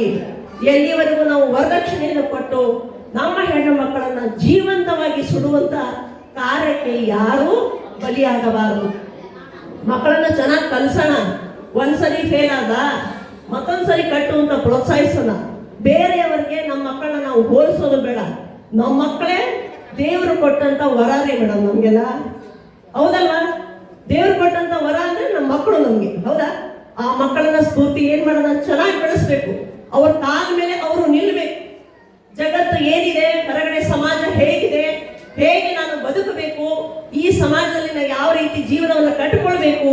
ಇವತ್ತು ನನ್ನ ತಂದೆ ತಾಯಿ ಇದ್ದಾರೆ, ಅವ್ರ ಮುಂದೆ ನಾನು ಯಾವ ರೀತಿ ಮಾದರಿಯಾಗಿ ಜೀವನವನ್ನು ಮಾಡಿ ತೋರಿಸ್ಬೇಕು ಅನ್ನೋ ಛಲ ಆ ಹೆಣ್ಣುಗಳಲ್ಲಿ ಬರುವ ಹಾಗೆ ನಾವು ಒಳ್ಳೆ ಕೆಲಸಗಳನ್ನ ಮಾಡಬೇಕು. ಯಾವತ್ತು ನಿನ್ನಿಂದ ಏನಾಗುತ್ತೆ ಬಿಡು, ನಿನ್ ಕಡೆಯಿಂದ ಏನಾಗುತ್ತೆ. ನಾನು ಇವತ್ತು ವೇದಿಕೆಯಲ್ಲಿ ಮಾತಾಡ್ತಾ ಇದ್ದೀನಲ್ಲ, ನನಗೂ ಹೀಗೆ ಅವಮಾನಗಳು ಆಗಿತ್ತು. ನಿನ್ನಿಂದ ಏನಾಗುತ್ತೆ, ನಿನ್ನಿಂದ ಏನ್ ಮಾಡಕ್ ಸಾಧ್ಯ, ನೀನೇನಂದ್ರೆ ಮದುವೆ ಆಗಿದೆ, ಮಕ್ಕಳು ಆಡ್ಕೊಂಡು ಮನೆಯಲ್ಲೇ ಇರೋದು ನಿಮ್ ಕೆಲಸ ಅಲ್ವಾ? ಅದು ಎಲ್ಲ ಹೆಣ್ಮಕ್ಳಿಗೂ common. But I have take it as a challenge. Life ಅನ್ನ ನಾನು ಒಂದು ಚಾಲೆಂಜ್ ಆಗಿ ತಗೊಂಡೆ. ಮೇಡಮ್ ನನಗೆ ಸೈಕಲ್ ಓಡಿಸಕ್ ಬರ್ತಿರ್ಲಿಲ್ಲ, ಬನ್ನಿ ಯಾರಾದರೂ ಒಂದ್ ಸ್ವಲ್ಪ ಸೈಕಲ್ ಕಲ್ಸಿದ್ರೆ, ಸೈಕಲ್ ಕಲ್ಸಲ್ಲ. ಹೆಣ್ಮಗು ನೀನೇನು ಮದುವೆ ಮಾಡಿ ಕೊಟ್ಟು ಹೋಗ್ಬಿಡ್ತೀಯ. ನಾನು ನಮ್ಮ ಮನೆಗೆ ಹಿರೇ ಮಗಳು, ಇನ್ನೊಬ್ಬಳು ತಂಗಿ, ಒಂದು ತಮ್ಮ. ಯಾವತ್ತೂ ನಮ್ಮ ಮನೆಯಲ್ಲಿ ಪ್ರಾಶಸ್ತ್ಯ ಇರೋದು ಯಾರಿಗೆ? ನನ್ನ ತಾಯಿ ಗಂಡು ಮಗುಗೆ. ನಾಳೆ ಅವನು ನೋಡ್ತಾನೆ ನನ್ನ, ನೀವೇನ್ ಮನೆ ಮದುವೆ ಮಾಡ್ಕೊಂಡು ಹೋಗ್ಬಿಡ್ತೀರಿ, ನಾಳೆ ಅವನು ಏನ್ ಮಾಡ್ತಾನೆ, ನನ್ನ ನೋಡ್ತಾನೆ. ಮೇಡಮ್ ನಾವು ಸತ್ಯ ಹೋಗಿರ್ತೀವಿ ಅಂದ್ಮೇಲೆ ನಮ್ಮ ಶವಕ್ಕೆ ಗಂಡು ಬೆಂಕಿ ಹಚ್ತಾನ, ಹೆಣ್ಣು ಬೆಂಕಿ ಹಚ್ತಾನ, ಯಾರಿಗೆ ಗೊತ್ತು? ಜೀವನೇ ಹೋಗ್ಬಿಟ್ಟಿರುತ್ತೆ ನಮ್ದು. ಜೀವ ಇರೋವರೆಗೂ ನಾವು ಪ್ರಾಮಾಣಿಕವಾಗಿ ತಾಯಿ ತಂದೆಯನ್ನ ಕಣ್ಣಿಗೆ ಕಾಣುವ ದೇವರು ಆತರ ಅಂತ ನೋಡ್ಕೊಂಡಾಗ್ಲೇ ನಮ್ಮ ಜೀವನ ಸಾರ್ಥಕ ಆಗೋದು. ಹೋದ್ಮೇಲೆ ಅವ್ರ ಫೋಟೋಕ್ಕೆಲ್ಲ ದೊಡ್ಡ ಹಾರ ಹಾಕಿ ಅವ್ರ ಬಗ್ಗೆ ಎಲ್ಲ 4 ಜನದಾಗಿ ಲಕ್ಷ ಹೊಡೆದು ಮಾತಾಡಿ ಆಮೇಲೆ ಎಲ್ಲ ಜನರಿಗೆ ನಾವು ಊಟ ಹಾಕೋದ್ರಲ್ಲಿ ಏನ್ರಿ ಅಡಗಿದೆ? ಏನ್ ಅಡಗಿದೆ? ಕಣ್ಣಿಗೆ ಕಾಣೋ ದೇವರು ಅಂದ್ರೆ ತಾಯಿನೇ. ದಯಮಾಡಿ ಇಲ್ಲಿ ಮಂಗಲ್ ಸರ್ ಬಂದ್ರು, ನಮ್ಮ ಹಿರಿಯರು, ನನ್ನ ಸಹೋದರರು, ಆತ್ಮೀಯರು ಬಹಳ ಒಳ್ಳೆಯ ಟೈಮಲ್ಲಿ ಬಂದಿದ್ದೀರ ಸರ್. ನಾವು ಎಲ್ಲರೂ ಸರಿತಾ ಶೆಟ್ಟಿ ಅವರೆಲ್ಲ ಸೇರಿ ಮೇಡಮ್ ಸರ್ ಮನೆಗೆ ಹೋಗಿದ್ವಿ.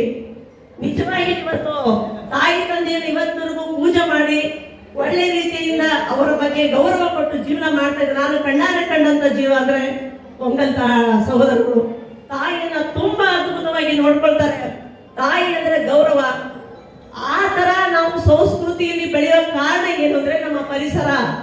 ಎಲ್ಲಿವರೆಗೆ ನೀವು ನಿಮ್ಮ ತಾಯಿ ತಂದೆಯನ್ನು ಗೌರವಿಸುವುದಿಲ್ವೋ ಅಲ್ಲಿವರೆಗೆ ಮಕ್ಕಳು ಯಾರು ನಮ್ಮನ್ನ ಗೌರವಿಸುವುದಿಲ್ಲ. ಈಗಿನ ಹೆಣ್ಮಕ್ಳು ಹೇಗೆ, ನಾನು ನನ್ನ ಗಂಡ ಮುಗಿದಂತೆ ಫ್ಯಾಮಿಲಿ, ನೀನು ನಿನ್ ಗಂಡ ಅಂದ್ಮೇಲೆ ಈ ಗಂಡನ ಭೂಮಿಗೆ ತಂದವ್ರು ಯಾರು? ತಂದವ್ರು ಯಾರು? ಗಂಡ ಮಗನ ಹಳೆದವ್ರು ಯಾರು? ತಾಯಿನೇ ತಾನೇ. ತಾಯಿ ಇಲ್ಲ. ನಮ್ಮ ಕಟೌಟಲ್ಲಿ ನಾನು ನನ್ನ ಗಂಡ ಅಷ್ಟೇ ಇರೋದು. ಏನ್ರಿ ಇದು ವಿಚಾರ ಇದು? ಅವ್ರು ತಿಳ್ಕೊಂಡಂತ ಆಲೋಚನೆಗಳು ಏನು? ಅಂದವರಿಗೆ ನಾವು ಸರಿಯಾಗಿ ಹೇಳಬೇಕು. ನಿನ್ನ ಗಂಡ ಈ ಭೂಮಿಗೆ ಬರಕ್ಕೆ ಕಾರಣ ನಾನು. ಇವತ್ತು ನಾನು ಕೊಟ್ಟಂತ ಭಿಕ್ಷೆಯನ್ನು ನಿನಗೆ ಆ ತಾಯಿನ ಮನೆಗೆ ಪ್ರಮುಖರಾಗಿ ಜೀವನ ಮಾಡ್ಬೇಕು ಹೊರತು ಹಿಂದೆ ಮುಂದೆ ಬಂದು 2 ದಿನದಿಂದ ಜೀವನ ಸಂಸಾರ ಒಡೆಯಕ್ಕೆ ಬಂದವರ ಹತ್ರ ಅಲ್ಲರಿ ಮಾತಾಡೋದು.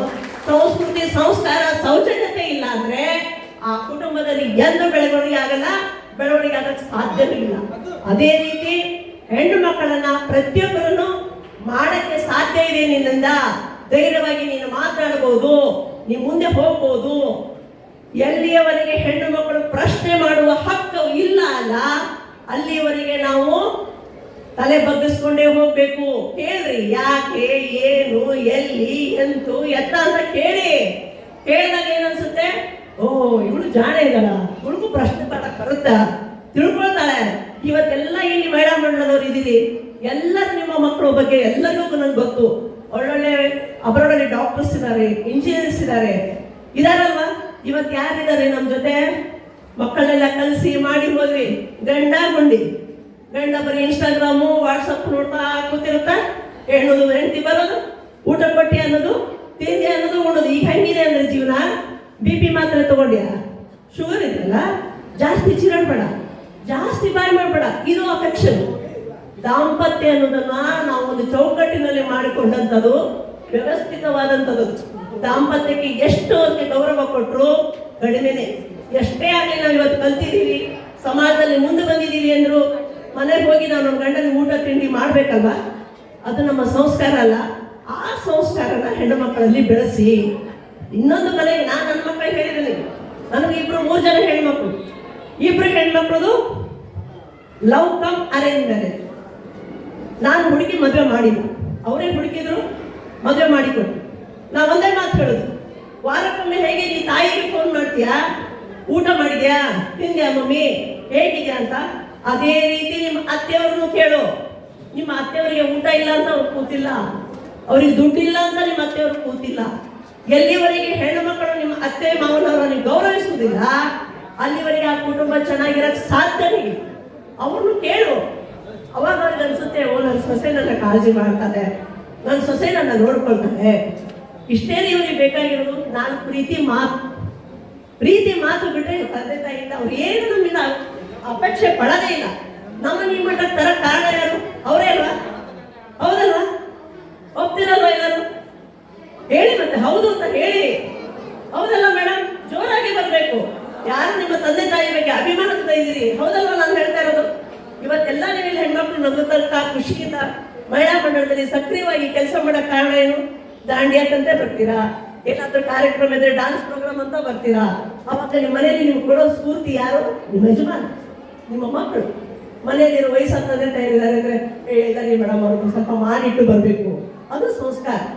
ಆ ಥರ ಒಳ್ಳೆಯ ಸಂಸ್ಕಾರಗಳನ್ನ ಹೆಣ್ಣು ಮಕ್ಕಳಿಗೆ ನೀಡಬೇಕು. ಅದೆಲ್ಲ ಬಿಟ್ಟು ಅವಳು ಚೆನ್ನಾಗಿ ಸೀರೆ ಉಟ್ಲು ಅಂತ ಅವಳು ನೋಡಿ ನಾವು ಉಟ್ಕೊಳ್ಳೋದು, ಅವಳು ಚೆನ್ನಾಗಿ ಒಡವೆ ಹಾಕೊಂಡು ಅಂತ ಅವಳು ನೋಡಿ ನಾವು ಉಟ್ಕೊಳ್ಳೋದು. ಉಟ್ಕೊಂಡು ಯಾರು ಹೊಟ್ಟೆ ಸುಡೋದು ಯಾರು ಹೊಟ್ಟೆ?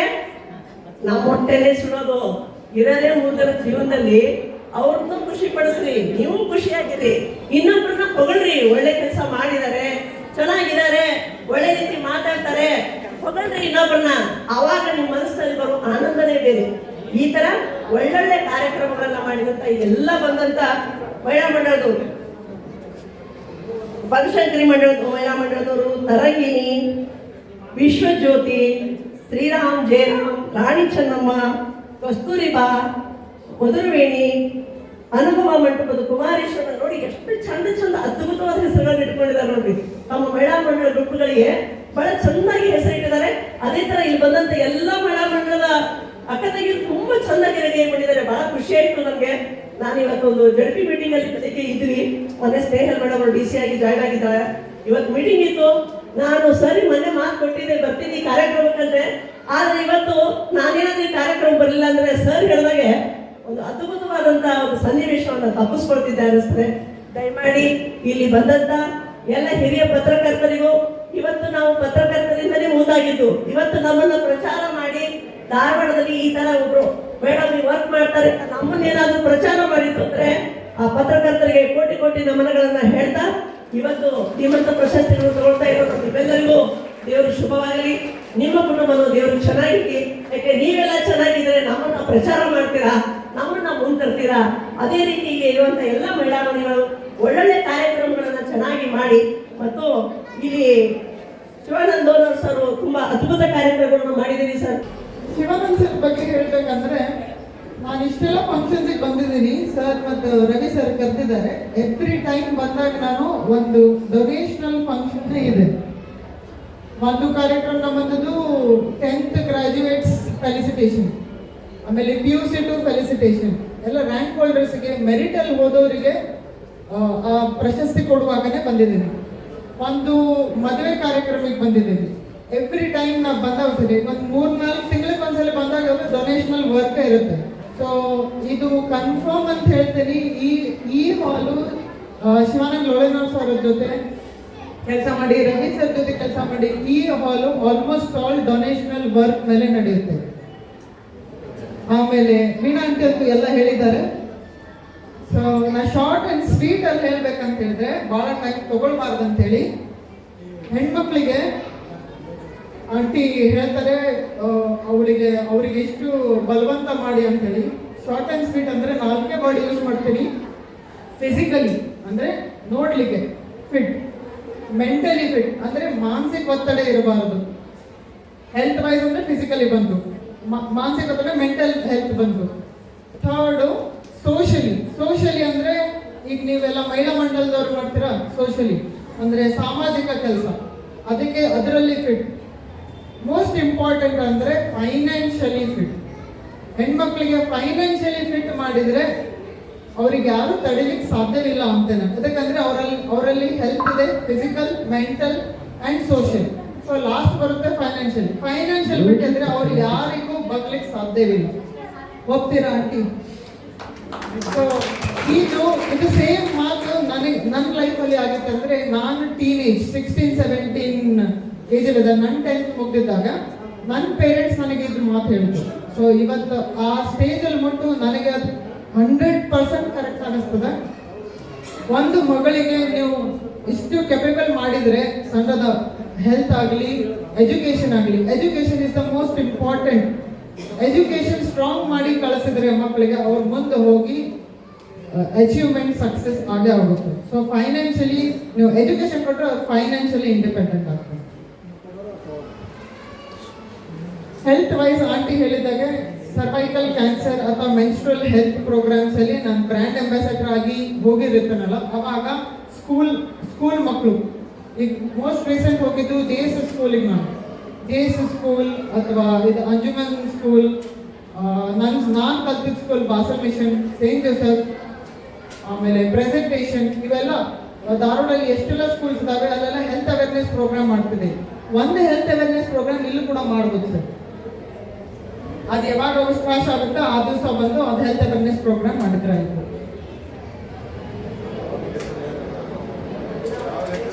ಅದು ಅರೇಂಜ್ಮೆಂಟ್ ಆದಾಗ ತಿಳಿಸಿದ್ದಾರೆ. ಆ ದಿವಸ ಬಂದು ಆ ದಿವಸಕ್ಕೆ ಒಂದು ಅರೇಂಜ್ಮೆಂಟ್ ಆದ್ಮೇಲೆ ಆ ದಿವಸ ಬಂದು ಹೆಲ್ತ್ ಅವೇರ್ನೆಸ್ ಕೊಡ್ಬೋದು. ಅದಕ್ಕೆ ಸರ್ ಅರೇಂಜ್ಮೆಂಟ್ ಮಾಡಿದಾಗ ಆಗುತ್ತೆ.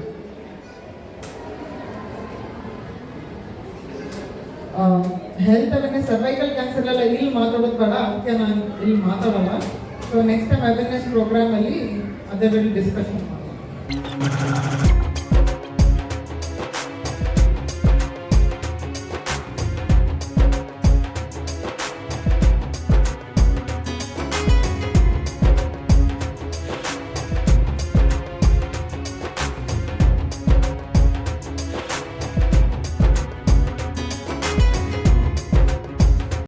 ಎಲ್ಲರಿಗೂ ನಮಸ್ಕಾರ. ಇವತ್ತು ಭಾಳ ಖುಷಿ ಏನಂತಂದರೆ, ನಾವು ಡೈಲಿ 2 ದಿವಸಕ್ಕೆ ಒಂದಂಕಾರ ಮದ್ವೆ ಇದ್ದೇ ಇರ್ತದ್ರಿ. ಬರೀ ಮದ್ವೆ ಜಂಜಾಟ ನೋಡ್ತಿರ್ತೇವೆ ನಾವು. ಆದರೆ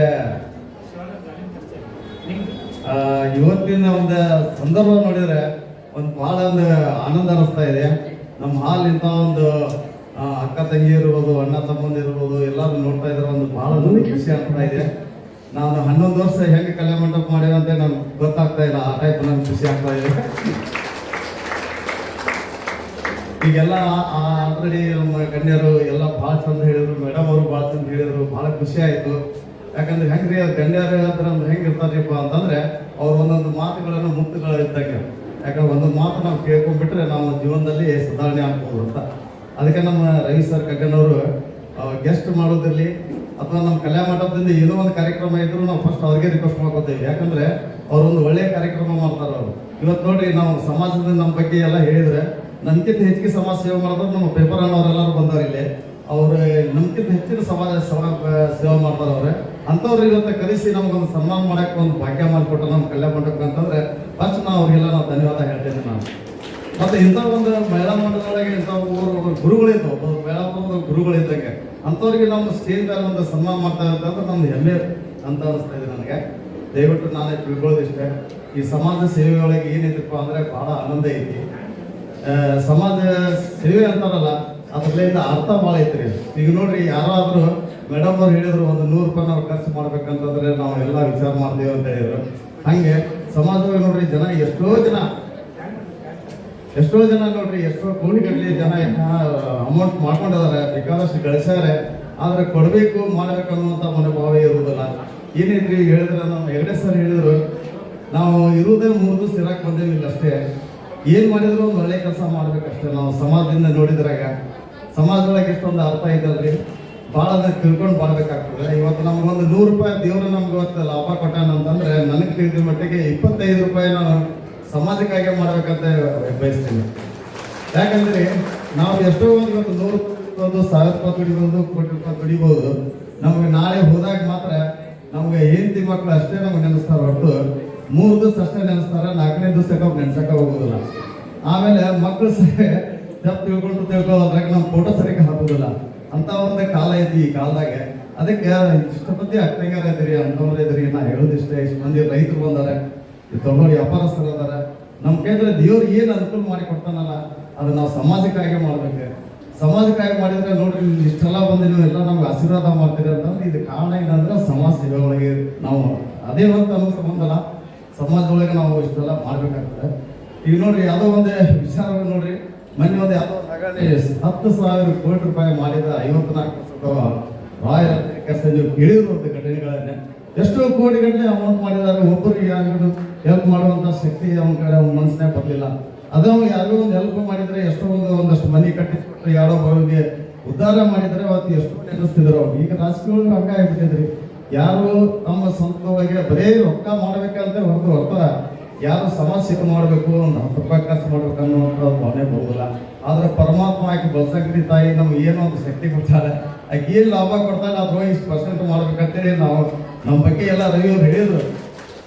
ಅನ್ನೊಂದು ಇರ್ಬೇಕಾದ್ರೆ ನನಗೆ ಅದೇ ತಲೆ ಒಳಗೆ ಬಂತು. ನನಗೆ ಏನಿದ್ರು ಸಮಾಜಕ್ಕೆ ಸಮಾಜಕ್ಕೆ ನಾವು 100 ರೂಪಾಯಿ ನಾವು ಖರ್ಚು ಮಾಡಿದ್ರೆ ದೇವ್ರು ಒಂದು 1000 ರೂಪಾಯಿ ಕೊಡೋಕೆ ನಮಗೆ ಕೊಡ್ತಾನೆ ಅನ್ನೋ ಒಂದು ಗ್ಯಾರಂಟಿ.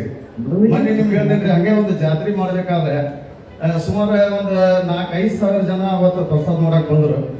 ಭಾಳ ಖುಷಿ ಆಯ್ತು ನಮ್ಗೆ.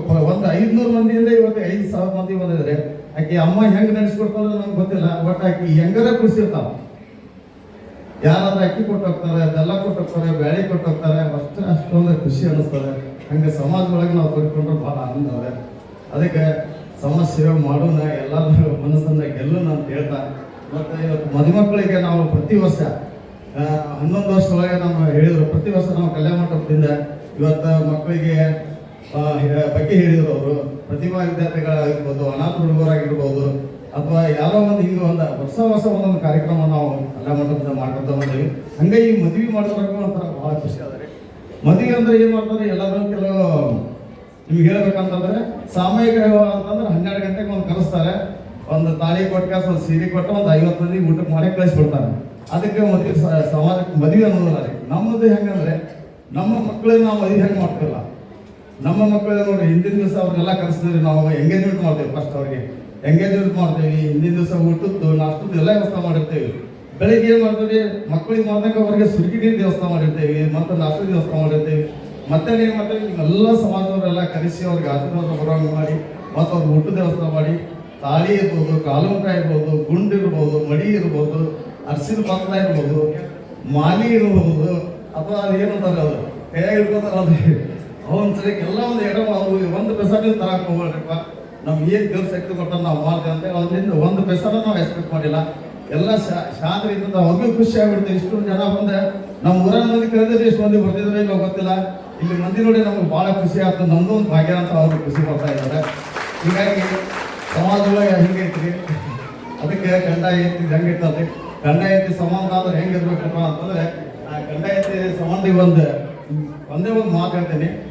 ಈಗ ನಾವೇ ಒಂದು ಕನ್ಯಾ ಹುಡುಕ್ಬೇಕಾಗಿದ್ರಿ, ಸುಮಾರು ಎಷ್ಟು ಒಂದು 3ರಿಂದ 4 ಕನ್ಯೆ ನಮ್ಗೆ ತೋರಿಸಿದ್ರು ಆ ಟೈಮ್ದಾಗ. ಕಷ್ಟ ಕಾಲದಾಗ ನಮ್ಗೆ ಯಾರು ಹೆಣ್ಣು ಕೊಡಕ್ಕೆ ಮುಂದೆ ಬರಲಿಲ್ಲ.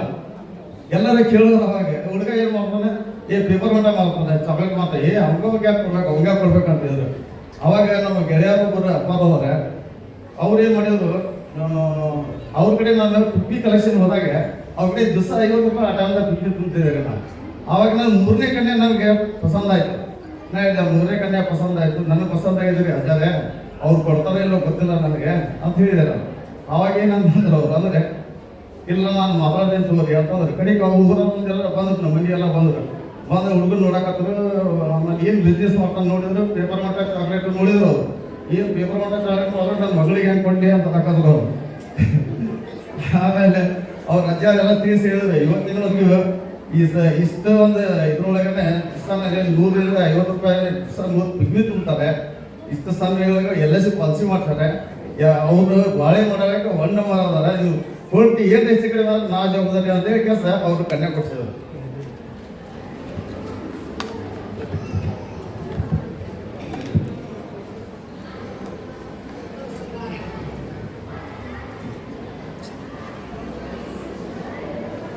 ಒಂದು ಗಂಡ ಐತಿ ಅದರಂತ ಒಂದು ಈ ಸ್ಟೋರಿ ಹೇಳ್ತೀನಿ ನಾನು.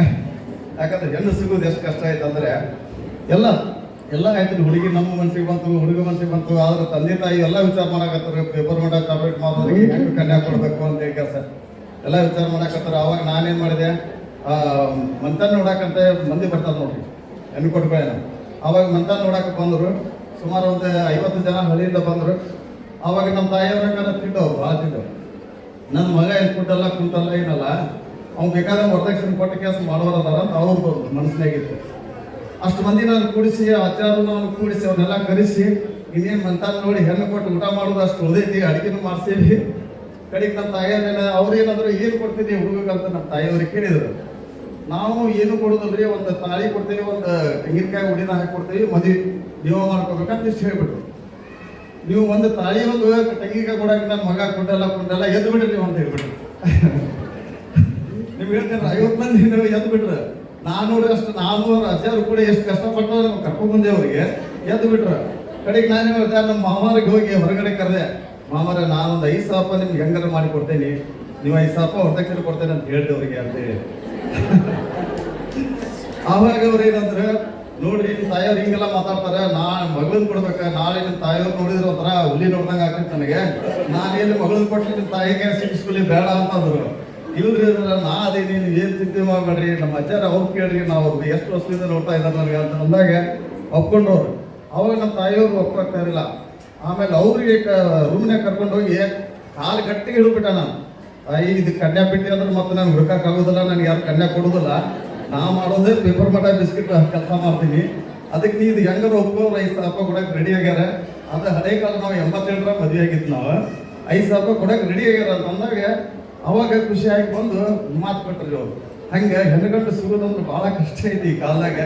ಕಡೆಗೆ ಆ ಟೈಮ್ದಾಗ 20,000 ರೂಪಾಯಿ ನಾನು ಖರ್ಚು ಮಾಡಿ ಮದುವೆ ಮಾಡ್ಕೊಂಡ್ರೆ ನಮ್ಮ ತಾಯಿಯವ್ರಿಗೆ ಸೇರ್ಕಿನೇ ಬರಲಿಲ್ಲ. ಅದು ನೀನು ವರದಕ್ಷಿಣೆ ತಗೋಲಿಲ್ಲ, ನೀನು ಒಳಗೇನೋ ಪಿತೂರಿ ಮಾಡಿದ್ಯಾ, ನನಗೆಲ್ಲ ಗೊತ್ತಾತ ಅಂತ ಹೇಳಿ ಕಡೆಗೆ ಭಯಾಗ ಚಾಲು ಮಾಡಿದ್ರು ಅವ್ರು. ಯಾರು ಕುಂತ ಬರಲಿಲ್ಲ. ಕಡೆಗೆ ನಾನೇನಿತ್ತು, ಮದುಮಗಳು ಈಗ ಬಂದಾಗ್ರೆ ನಾನು ಎಲ್ಲ ಕುರ್ಚಿ ಹಾಕೊಂಡಿದ್ದೆ ನಾವು ಹಾಲ್ಯಾಗ, ಯಾರೂ ಇಲ್ಲ. ಎಲ್ಲರೂ ಸಿಟ್ಟು ಬಂದ್ಬಿಟ್ಟದ, ಹೊರ ಸಿಟ್ಟು ತಗೊಳ್ಳೋದು ಯಾಕೆ ಮದುವೆ ಮಾಡಕತ್ತ ಅಂತ ಹೇಳಿ ಅಂತ. ಹಿಂಗಾಗಿ ಅಂಥವೆಲ್ಲ ಕಷ್ಟಪಟ್ಟು ನಾನು ಇವತ್ತು ಮದುವೆ ಮಾಡ್ಕೊಂಡೆ. ಯಾವಾಗ ನಾನು ಆ ಮದುವೆ ಮಾಡ್ಕೊಂಡಾದ ಹೆಣ್ಮಗಳನ್ನೇ ನನ್ನ ಮನೆಗೆ ಯಾವಾಗ ಬಂದು ಅವತ್ತಿಂದ ನಾನು ಆ ದೇವ್ರ ಹಾಕಿ ಕಾಲ್ಗುಣ ಏನೋ ಗೊತ್ತಿಲ್ಲ, ಇವತ್ತು ಈ ಮಟ್ಟಿಗೆ ನಾನು ಮನೆಗೆ ಅದೇ ಕಾರಣ ಅಂತ ಹೇಳಾಗ್ತದೆ. ಯಾಕಂದ್ರೆ ಹೆಂಗಿರ್ತಿಪ್ಪ ಅಂತಂದ್ರೆ, ಈಗ ಹೆಣ್ಣು ಗಂಡದ ಹೆಂಗಿರ್ತೈತೆ ಅಂದ್ರೆ, ನಾವು ಮನೆ ಸಸಿನ ತುಂಬಿಸ್ಕೊಂಡು ಬೆಳಗ್ಗೆ ನಾವು ಸ್ವಚ್ಛ ಮನಸ್ಸಿನಿಂದ ಅವ್ರನ್ನ ಪ್ರೀತಿಸಿ ಮಹಾಲಕ್ಷ್ಮಿ ಅಂತ ನಾವು ಇಂದ ತುಂಬಿಸ್ಕೊಟ್ಟಿವಿ ಅಂದ್ರೆ ನಮ್ಗೆ ಮಹಾಲಕ್ಷ್ಮಿ ನಮ್ಗೆ ಎತ್ತಕ್ಕೆ ಒಯ್ದಾಳ. ನಾವು ಮನಸ್ಸಿನಾಗ ಒಂದು ಇಟ್ಕೊಂಡು ಎಲ್ಲ ಇದು ಇಟ್ಕೊಂಡ್ರೆ ನಾವು ಕಲ್ಪನ ಮನಸ್ಸು ಇಟ್ಕೊಂಡು ಮಾಡಾಕಂದ್ರೆ ನಾವು ಎಂದಿಗೂ ನಾವು ಉದ್ಧಾರ ಆಗೋದಲ್ಲ. ಅದಕ್ಕೆ ಹೆಣ್ಣಿಗೆ ಮಹತ್ವ ಕೊಡಬೇಕು. ಯಾವುದೋ ಹೆಣ್ಣಿಗೆ ನಾವು ಮಾಡಿದ್ ಬಂದ್ರೆ ಮಹಾಲಕ್ಷ್ಮಿ ಅಂತ ಅವ್ರು ಪೂಜಿಸ್ಬೇಕ, ಅಂದಾಗ ನಮ್ಗೆ ಜೀವನ ಮಾಡ್ತಾರೆ ಅಂತ ಹೇಳಿ ನಾ ಹೆಚ್ಚು ಕಡಿಮೆ ಏನು ಹೆಚ್ಚಿಗೆ ಮಾತಾಡಿದ್ರೆ ಸಲ್ಲಿಸ್ತ ಅಂತ ಹೇಳಿ ನಾನು ಯಾವ ಮಾತಾಡ್ತೀನಿ. ಮದುವೆ ಕಾರ್ಯಕ್ರಮ, ಅದರ ಜೊತೆಗೆ ಒಂದು ಸ್ಟೇಜ್ ಕಾರ್ಯಕ್ರಮ ನಮ್ಮ ಕಲ್ಯಾಣ ಮಂಟಪದವರು ಇಟ್ಕೊಂಡಿದ್ದಾರೆ. ಇಷ್ಟೊತ್ತನ ಮಾತಾಡಿದ್ರು ಮಾಲಕರು, ನಾವು ಭಾಳ ಖುಷಿಪಟ್ಟೆ ಅವ್ರದ್ದೆಲ್ಲ ಕೇಳಿ. ಸರ್, ನೀವು ಅಟ್ಲೀಸ್ಟ್ 3 ಮನೆಯಾಗಾರ ಅವಲಕ್ಕಿ ತಿಂದು ಬಂದಿರಿ, ನಾವು 1 ಮನೆಗೂ ಅವಲಕ್ಕಿ ತಿನ್ನಕ್ಕೆ ಹೋಗ್ಲಂಗೆ ಮಾಡಿಟ್ಬಿಟ್ರೆ. ಇಲ್ಲಿ ಅವ್ರ ಬಗ್ಗೆ ಒಬ್ರು ಇಲ್ಲಿ ಕೂತಾರ, ನಮ್ಮ ಅಕ್ಕರ ಮಗಳನ್ನ ಕರ್ಕೊಂಡ್ಬಂದು ನೀವು ಮದುವೆ ಆಗ್ಬಾ ಅಂತ ಹೇಳ್ಬಿಟ್ರೆ ನಮ್ಮ ತಾಯಿಯವರು ಹ್ಞೂ ಅಂತ ಹೇಳಿ ಮದುವೆ ಆಗ್ಬಿಟ್ರು. ಬೇರೆ ಮನೆಯಾಗ ಹೋಗಿ ಅವಲಕ್ಕೆಲ್ಲ ನಾವು ಬಾಳೆಹಣ್ಣು ಸಹಿತ ತಿನ್ಲಂಗೆ ಆಗ್ಬಿಟ್ಟು. ಬಹಳ ಅದ್ಭುತವಾದಂಥ ಕಾರ್ಯಕ್ರಮ. ತಾಯಂದರು ರೆಡಿಯಾಗಿ ಬಂದಿರೋದು ನೋಡಿದ್ರೆ ಯಾವುದೋ ಒಂದು ಬಹಳ ಅದ್ಭುತವಾದಂಥ ಕಳೆಯನ್ನು ಈ ಕಾರ್ಯಕ್ರಮಕ್ಕೆ ತೆಗೆದುಕೊಂಡು ಬಂದಿದ್ದಾರೆ. ಇದು ವಾರ್ಷಿಕೋತ್ಸವ ಅಂತ ಅನಿಸ್ತಾ ಇಲ್ಲ, ಮದುವೆಗಿಂತ ಮಿಗಿಲಾದ ಒಂದು ಕಾರ್ಯಕ್ರಮ ಅಂತ ನನಗೆ ಅನಿಸ್ತಾ ಇದೆ. ನೋಡಿ, ಇದೆಲ್ಲ ಮೇಳೈಸಬೇಕು. ನಿಮಗೆ ಒಂದು ಮದುವೆ ಕಣ್ ತುಂಬಿಕೊಳ್ಳೋದ್ರ ಜೊತೆಗೆ ಸಮಾಜದಲ್ಲಿ ನೀವು ಯಾವ ಸವಾಲುಗಳನ್ನು ಎದುರಿಸ್ತಾ ಇದ್ದೀರಿ ಮತ್ತು ಅದನ್ನು ಹೆಂಗೆ ಎದುರಿಸಬೇಕು ಅಂತ ಹೇಳೋದಕ್ಕೆ ನಮ್ಮ ವೀಣಾ ಮೇಡಮ್ ಅವರು ಬಂದಿದ್ದಾರೆ. ನಿಮ್ಮ ಆರೋಗ್ಯದ ಬಗ್ಗೆ ರಕ್ಷಣೆಯನ್ನು ಮಾಡ್ಕೋಬೇಕು ಅಂತ ಹೇಳೋದಕ್ಕೆ ಡಾಕ್ಟರ್ ಕಬಾಡಿ ಅವರು ಬಂದಿದ್ದಾರೆ. ನಾವು ಬಿಡಿ ಮಾತಿಗೂ ಪತ್ರಕರ್ತರು ಅಂತ ಹಂಗೆಲ್ಲ ಹೇಳ್ಬಿಡ್ರಿ. It is our duty. ಅದು ಏನು ಭಾಳ ದೊಡ್ಡದಲ್ಲ. ಅದು ನಾವು ಆ್ಯಕ್ಚುಲಿ ಇಂಥ ಕಾರ್ಯಕ್ರಮದಾಗ ಬರಬಾರ್ದು, ಮಾತಾಡಬಾರ್ದು. ನಾವು ಸುಮ್ಮನೆ ಒಂದು ಮೂಲೆಯಾಗಿ ಹಿಂದಕ್ಕೆ ಕುಂತು ಹೋಗೋ ಕೆಲಸ ನಾವು. ಇತ್ತೀಚೆಗೆ ಒಂದು ಸ್ವಲ್ಪ ವೈಭವೀಕರಣ ಸ್ಟಾರ್ಟ್ ಆಗಿಬಿಟ್ಟಿದೆ ನಮ್ಮದು. It is wrong. ಇಂಥ ಕಾರ್ಯಕ್ರಮಗಳು ಹಿಂದೆ ನಾನು ಕರೆದಿದ್ರು. ಭಾಳ ಒಳ್ಳೆ ಕೆಲಸಗಳನ್ನು ಈ ಕಲ್ಯಾಣ ಮಂಟಪದಲ್ಲಿ ಅವ್ರು ಮಾಡ್ತಾ ಇದ್ದಾರೆ. ಈ ಕೆಲಸಗಳು ರನ್ ಆಗಬೇಕು ಅಂದ್ರೆ ನಡೀತಾ ಇರಬೇಕು. ಬಟ್ ಒಂದು ನನಗೆ ಬಹಳ ಇತ್ತೀಚಿನ ದಿನಗಳಲ್ಲಿ ನಾನು ನೋಡಿದ್ದು, ತಾಯಂದಿರು ಬಹಳ ಒತ್ತಡಕ್ಕೆ ಒಳಗಾಗ್ತಾ ಇದ್ದಾರೆ ಬೇರೆ ಬೇರೆ ಕಾರಣದಿಂದ. ಬಟ್ ಮಲ್ಟಿ ಟಾಸ್ಕರ್ ಅಂತ ನಾ ಕರಿತೀನಿ ಅವರು. ನೀವು ಒಂದೇ ಟೈಮ್ಗೆ ಒಲಿ ಮೇಲೆ ಅನ್ನ ಇಟ್ಟಿರ್ತೀರಿ, ಮಗ ಶಾಲೆಗೆ ಹೋಗ್ತಿರ್ತಾನೋ, ಗಂಡ ಪೀಡಿಸ್ತಿರ್ತಾನೋ, ಪಕ್ಕನೆ ಎಲ್ಲರ ಮನೆಯಲ್ಲಿ ಗಂಡುಗಳು ಇರೋದೇ ಪೀಡಿಸೋದಕ್ಕೆ. ನಾನು ಒಪ್ಕೋತೀನಿ ಸಾರ್ವಜನಿಕವಾಗಿ. ಆಮೇಲೆ ಇನ್ನೊಂದು ಯಾವುದೋ ಫ್ಯಾಮಿಲಿ ಇನ್ನೊಂದೇನೋ ಸಮಸ್ಯೆ ಇರ್ತದೆ, ಅದರ ಜೊತೆಗೆ ಸೋಷಿಯಲಿ ನೀವು ಇನ್ವಾಲ್ವ್ ಆಗುವಂತ ಒಂದು ಕಾರ್ಯಕ್ರಮ ಇರ್ತದೆ. ಈ 5 ಟಾಸ್ಕ್ಗಳನ್ನು ಒಂದೇ ಟೈಮ್ಗೆ ನೀವು ಅಟೆಂಡ್ ಮಾಡ್ತಾ ಇರ್ತೀರಿ. ಅದು ನಿಮ್ಮ ಶಕ್ತಿ.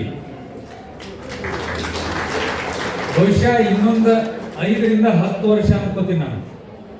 ಈಗ ಮುಂದಿನ ಸಾಲಿನಾಗ ಒಂದು 6-7 ಮಂದಿ ಕೂತೀವಿ ನಾವು, ಹಿಂದೊಂದು 8-10 ಮಂದಿ ಕೂತೀವಿ.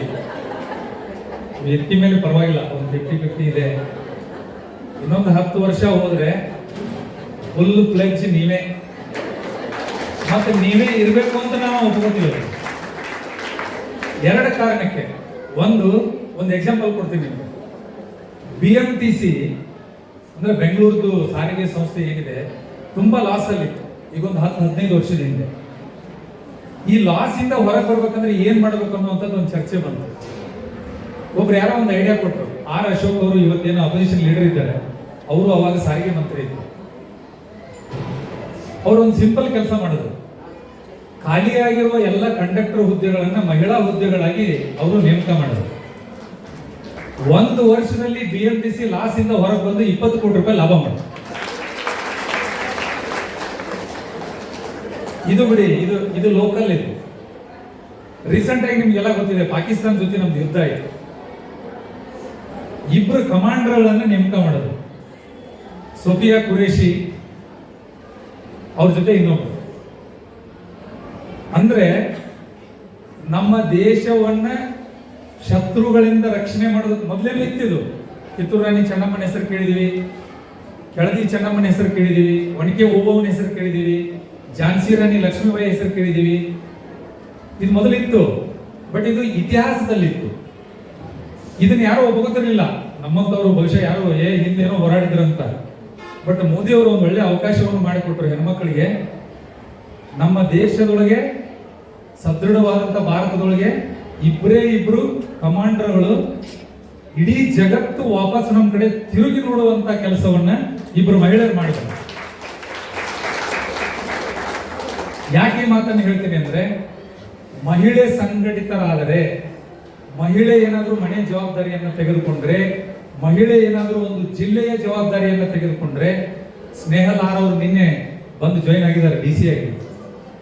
ಮಹಿಳೆಯರೇನಾದರೂ ವೈದ್ಯರಾದರೆ, ಸಮಾಜ ಸೇವಕರಾದರೆ, ಖಂಡಿತವಾಗಿಯೂ ಭಾರತ ವಿಶ್ವಗುರು ಭಾರತ ಆಗುತ್ತದೆ ಅನ್ನುವಂಥದ್ದು ನನ್ನ ನಂಬಿಕೆ.